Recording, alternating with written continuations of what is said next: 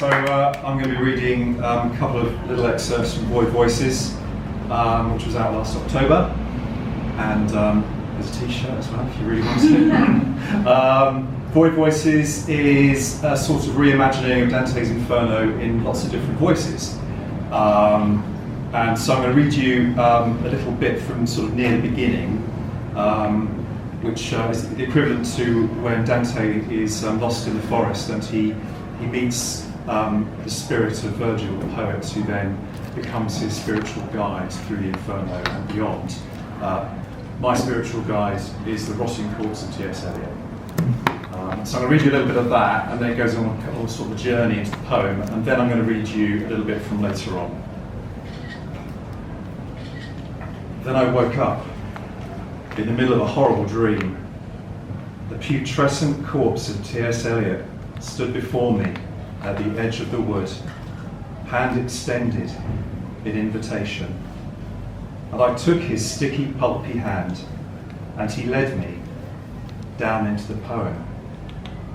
About halfway there, around the midpoint at midday or midnight, around the middle of the journey, I found myself. I lost myself in the deep, dark woods, or what I took to be the woods. It was difficult to see. The canopy of trees blocked out whatever light there may or may not have been from sun or moon. About halfway along the journey, roughly halfway, to what I took to be halfway, though there was no way of knowing, not really, I ended up, wound up, found myself lost in the woods. Dear God, if you were alive, always look on the bright side of life. Yet who would have thought the old man to have had so much blood in him? Then he moved on, and I behind him followed. Strap yourself in, said Major Tom. We're falling. Blanket planet, knife spaceship, guttering down through. Hell hot in the pod.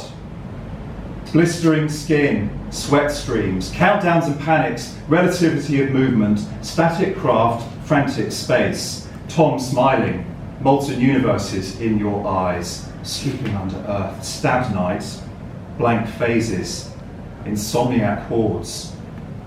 O muses, O high genius, now assist me upon that dark hillside. We're about to enter the poem. I felt sick and giddy. I'd always been led to believe that poems induce nightmares, epilepsy, narcolepsy, hallucinations, psychosis, paranoia, erotomania, delusions, suicidal thoughts. Crawling from the living room across the threshold tonight, little machine word. You constructed it, reconstructed it, years later, decades later. It showed an egg, green on black. Green and black's large dark egg, also turning the page, House of Dogs, coiled, grey, bald, clawed. At this point, the music cuts out.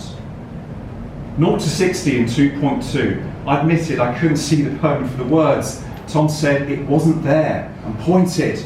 It prowls the spaces between. But there was nothing there, just white. Inner space, no one can hear you dream. Meanwhile, Major Tom was laughing, yellow teeth aglow from the dashboard. I entered on the deep and savage way. And the other bit is from a bit later. So